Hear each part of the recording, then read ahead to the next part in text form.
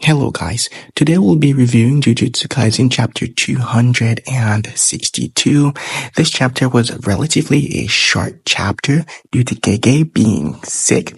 A lot of people are not so happy or pleased about that. However, you can cut him some slack seeing that the man was literally cooking for the past 8 months. Now without any further ado, let's go ahead and head straight into the chapter. Cue the intro.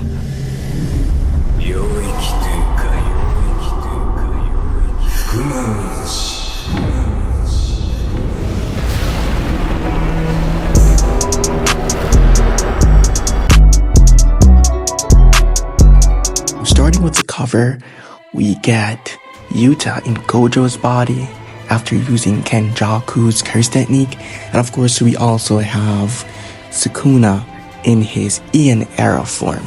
Now of course, is the case here, we're basically getting a fight between two monsters at this point, as they have both became something different from what they were earlier. Now, of course, this is completely insane. Now, immediately after Yuta arrives to the battlefield, he launches Gojo's Infinite Void Domain expansion. Sukuna also launches his Malevolent Shrine domain expansion as well. Now, to be honest, I didn't think that Sukuna would be able to launch his domain expansion, seeing that it just did a 99-second domain with Fuga included. But hey, it's Re-AniMan Sukuna we're talking about. He's not called the King of Curses for nothing. Now, it is very clear that Yuta wants to end this battle with Sukuna as soon as possible, as the goal of this domain expansion is to do as much damage to Re-AniMan Sukuna within 3 minutes as he possibly can. Now, of course, Sukuna on the other hand has created another binding vow to have his domain last more than 99 seconds at this point. Now, of course, his goal as well is to basically annihilate Yuta before 3 minutes and then expand his domain so he can slaughter everyone else on the battlefield. Now, while the two domains are clashing, Yuta and Sukuna engages in hand-to-hand combat. So Yuta quickly charges up a blue with both hands to attack Sukuna, but with Sukuna being Sukuna, he quickly counters it and basically lands a punch on Yuta's face. Now, of course, he was able to do this by activating his domain amplification. Now, Yuta would have not been aware of this, seeing that Mei scrolls were not able to see inside the domain clash with Sukuna and Gojo's previous fight. Now, of course, you may be wondering to yourself, how is he able to activate domain expansion and domain amplification?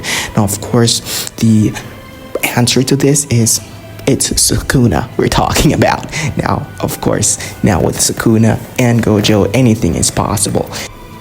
So we can see where Yuta goes on to say that he bypassed infinity with domain amplification, so he's able to activate while using domain expansion. And Sukuna replies, naturally what occurs within a domain your little crows couldn't even enter, so you'll not be able to know what happened. And at this point, one would assume that Yuta should have all of Gojo's memory, but how Kenjaku's curse technique works is that it's a case where he would need some time to read all of the memories of the person's body that he took over.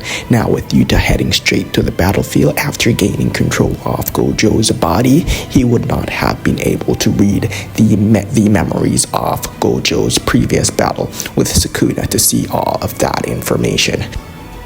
Now, the final panel reveals a fully manifested Rika holding Yuta Akutsu's lifeless body on the floor.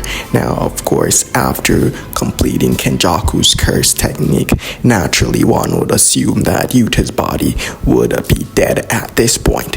But who knows, maybe Rika can pull off some amazing miracle and bring Gojo back into Yuta's body. Now, that would would be insane. That would be something, I must say.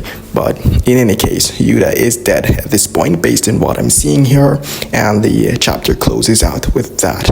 Oh my god, I cannot wait to see what Gege would be cooking for the next chapter 263. To be honest, I wouldn't be surprised to see Rika making some type of a binding vow or a sacrifice to have Gojo fully manifested in Yuta Okotsu's body and join the fight against Ryomen Sukuna.